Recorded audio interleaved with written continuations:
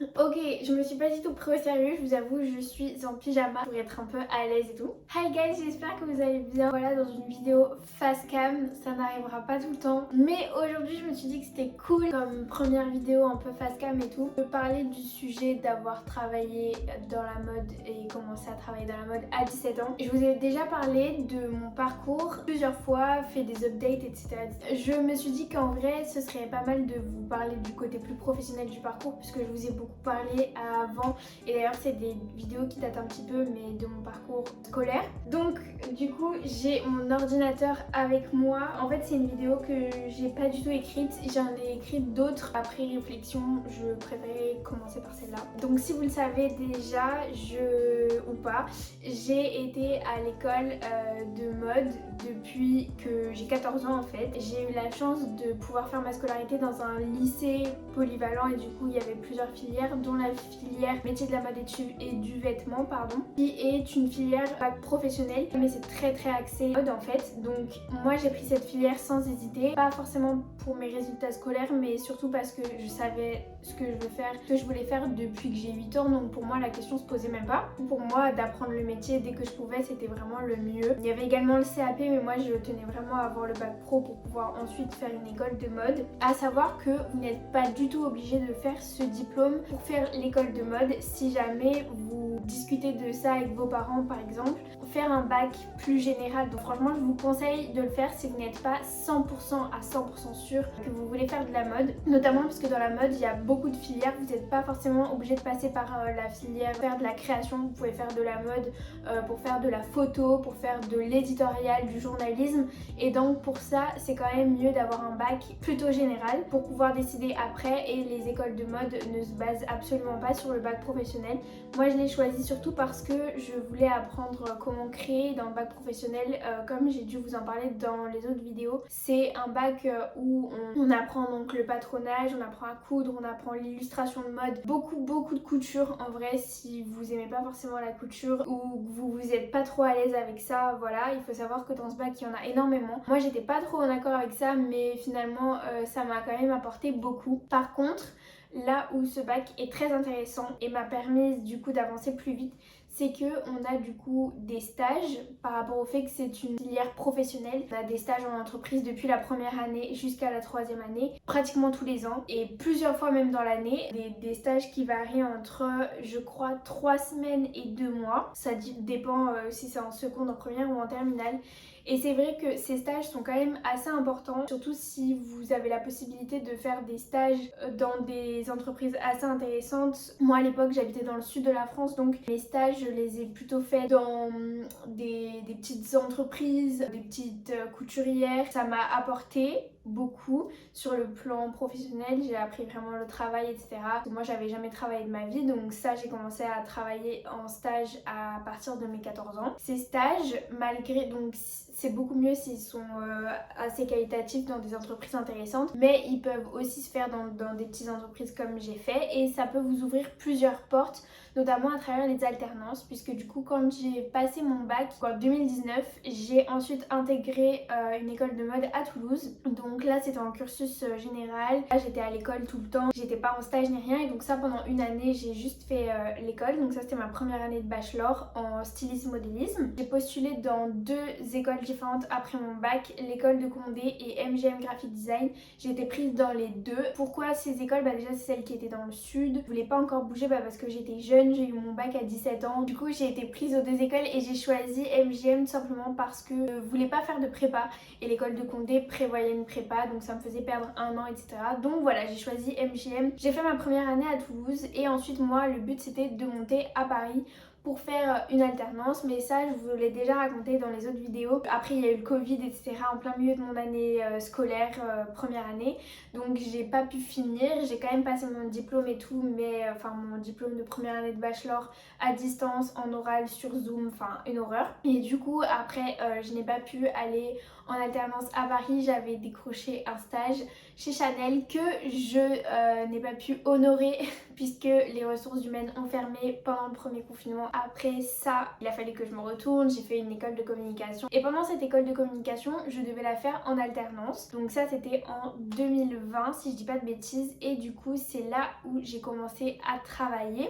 L'alternance en communication me permettait de faire une alternance là où je voulais. Donc moi, bien sûr, je me suis dirigée dans la mode, puisque même si j'aimais la communication, je voulais pas faire de la communication pure et dure. Moi, je voulais travailler dans la mode, donc j'ai été assistante styliste pour une marque à Avignon. Et j'habitais à Montpellier à l'époque, donc je faisais les trajets Avignon-Montpellier et c'était très fatigant et tout. Mais au-delà de ça, c'est là où j'ai commencé à travailler. Donc j'ai eu mon premier travail dans la mode, vraiment. J'y suis restée pas beaucoup de temps, donc à cause des trajets. Mais malgré ça, j'ai appris vraiment beaucoup de choses. Donc être assistante styliste dans une marque comme ça consiste en créer les fiches techniques, faire les dessins à plat, les plans de collection, dessiner les collections aussi si la styliste n'a pas le temps, ou ça arrive aussi que les stylistes ne savent pas dessiner. Donc si les assistantes savent le faire, elles le font également. Aussi choisir les patterns, travailler sur les motifs, etc. Donc ça, c'est un peu le travail de l'assistante styliste. Après, l'assister sur les shootings, etc.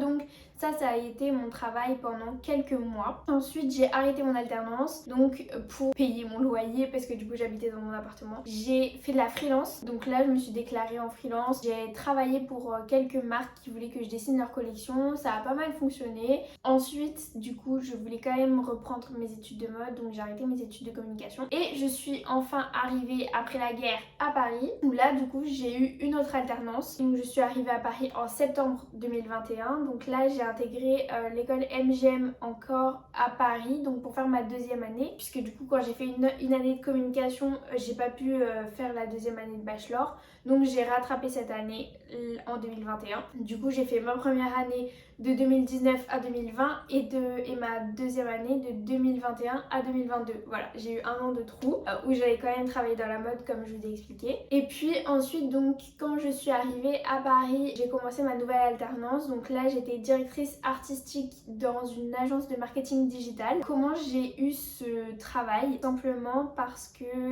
j'ai été repérée sur les réseaux sociaux. J'ai une toute petite communauté qui est très très cool d'ailleurs. Je réponds tout le temps à vos messages, à vos questions et tout au sujet de l'école, ça me fait trop plaisir. C'est grâce à ce que je montrais sur les réseaux sociaux, grâce à la marque que j'ai lancée en 2020, Tina Cucini, où j'ai été repérée à travers mes shootings, mes créations, etc.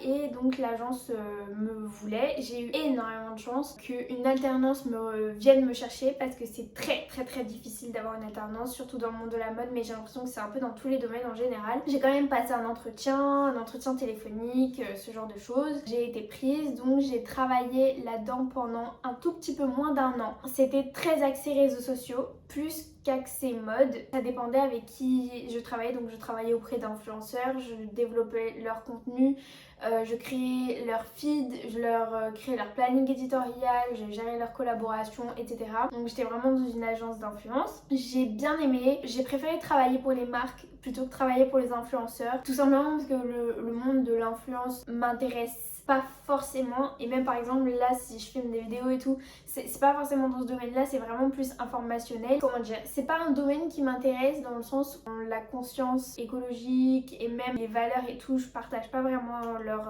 convictions et leurs valeurs. Après ça c'est un autre sujet totalement différent. Et du coup pour des choix qui me paraissaient sensés, je suis partie. J'ai passé mon diplôme, donc ma deuxième année de bachelor, qui équivaut à un BTS en fait, donc stylisme modélisme. Et là j'ai intégré en octobre 2022 l'école internationale de mode. Donc moi ça c'était vraiment mon rêve ultime. Quand je suis sortie du lycée, je voulais intégrer l'école internationale de mode en premier. Le fait est que c'était à Paris et que j'étais très jeune, donc mes parents voulaient pas forcément que je m'installe seule à Paris dès la première année, donc j'ai préféré attendre. C'est une école là où il y a la filière stylisme et direction artistique, donc c'est clairement pour ça que je me suis dirigée dans cette école. J'aimerais vraiment être directrice artistique, donc si vous connaissez pas ce métier, c'est vraiment l'aspect global de la marque, beaucoup de branding, de marketing aussi, en plus de la création en fait, avoir une vision globale sur les shootings photos, les campagnes publicitaires, les réseaux sociaux, etc. C'est vraiment ce que j'aime trop, et j'aimerais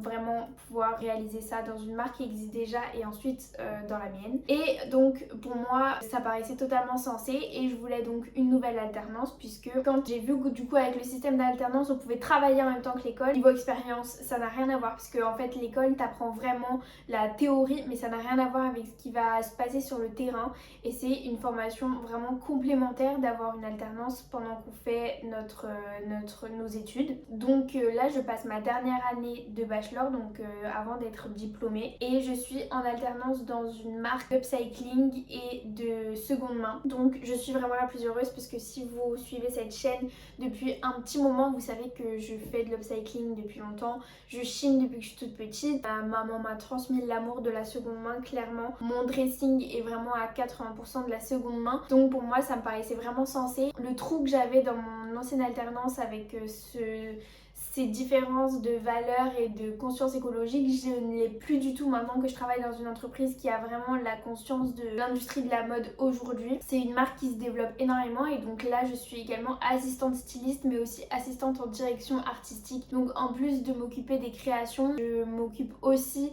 des shootings photos, du choix des mannequins, du choix des modèles, du choix des influenceurs avec qui collaborer. Tout cet aspect aussi donc d'identité de marque à travers les réseaux sociaux. Donc en fait ça rejoint tout ce que j'aime et tout ce que j'ai appris. Donc je suis super contente et beaucoup d'expérience pour moi. C'est mon dernier travail là actuellement dans le monde de la mode. C'est vrai que du coup j'ai changé pas mal de fois. J'ai un problème, mais vraiment un problème, genre c'est que je déteste rester au même endroit trop longtemps. J'ai besoin de changement, genre là en ce moment j'ai énormément envie de changement. Pas dans mon travail ni dans mon école mais dans ma vie personnelle par exemple. Donc voilà, s'il y a un conseil que je peux vous donner, c'est vraiment d'être impliqué dans chaque des travaux que vous faites. Du coup voilà, ensuite ce dont je voulais vous parler par rapport à ça du coup c'est petit conseil pour pouvoir avoir une alternance. Je ne suis pas la professionnelle des CV, je ne suis pas la professionnelle des entretiens et des alternances. C'est vraiment d'être soi-même et c'est ultra bateau mais c'est vrai en fait quand les recruteurs vous recrutent, ils vous recrutent en tant que personne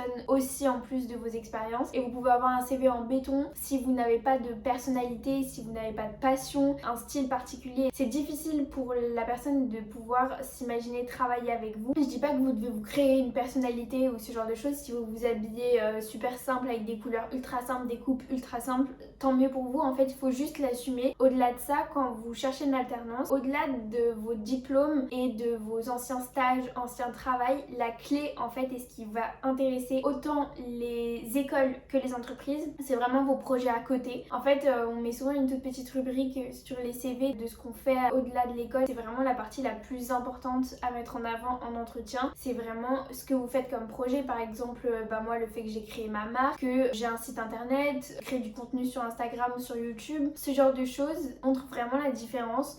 Ça fait de vous quelqu'un de créatif, quelqu'un qui en veut. Par exemple, moi quand j'ai créé le projet de lingerie avec mon amie Claire, je sais qu'en ayant parlé un peu avec ma patronne actuelle, c'est ce genre de choses qui font la différence. Au-delà de ça, quand vous arrivez dans un entretien, je pense que ce qui est ultra important, c'est la première impression. L'outfit que vous allez choisir doit être vraiment votre outfit préféré. Pas celui qui doit convenir à l'interlocuteur mais celui qui vous convient à vous. J'en ai discuté avec ma patronne la dernière fois. Elle me disait que ce qui l'avait grave marqué quand je suis arrivée pour passer mon entretien, c'est que j'avais mes Santiago. Et moi mes Santiago c'est genre j'adore les porter, c'est ce qui me rend hyper confiante. J'adore, je trouve que ça rend un style hyper cool et à la fois pas non plus ultra extravagant. En fait c'est grave ce qu'elle a retenu de moi, donc je peux pas dire que j'ai été prise grâce à mes Santiago, mais en vrai de vrai j'étais ultra à l'aise dans mes chaussures, ça se voyait. Je pense que c'est ce qui fait quand même grave la différence, donc voilà. Également pour vos entretiens, pour être sûr d'être prise quelque part, pour travailler avec des gens, ne négligez pas l'importance d'un book, même si vous n'avez jamais fait d'école de mode, même si vous n'avez jamais travaillé ou été en stage. Vraiment avec vos projets personnels, créez votre book, allez avec vos copines, faites-les porter même vos vêtements, créez un shooting, créez un univers, des vêtements que vous ayez à vous, que vous ayez créé, ce genre de choses. N'hésitez pas à dessiner, mettez tous vos tests de dessin, créez une mise en page ultra intéressante et tout. Vous pouvez avoir un book sous forme de porte-vue, de papier mais imprimé. Vous pouvez imprimer ça dans une imprimerie qui vous le fera sous forme de cahier, de livre avec ce genre de choses. N'hésitez vraiment pas. Ou alors un book digital aussi, il y a plusieurs plateformes dont Wix par exemple qui peut être gratuit pour créer un portfolio, ça peut être ultra intéressant. Comme ça vous pouvez les mettre en lien dès que vous envoyez un mail, dès que vous contactez des gens. Ne négligez pas LinkedIn aussi, c'est ultra important que vous ayez des relations qui peuvent vous apporter sur votre profil LinkedIn. Plus vous avez de relations dans votre domaine, plus ça peut vous apporter apporter quelque chose de bien. Franchement, ne négligez pas du tout ce réseau social et si vous ne l'avez pas encore, je vous le conseille à 1000%.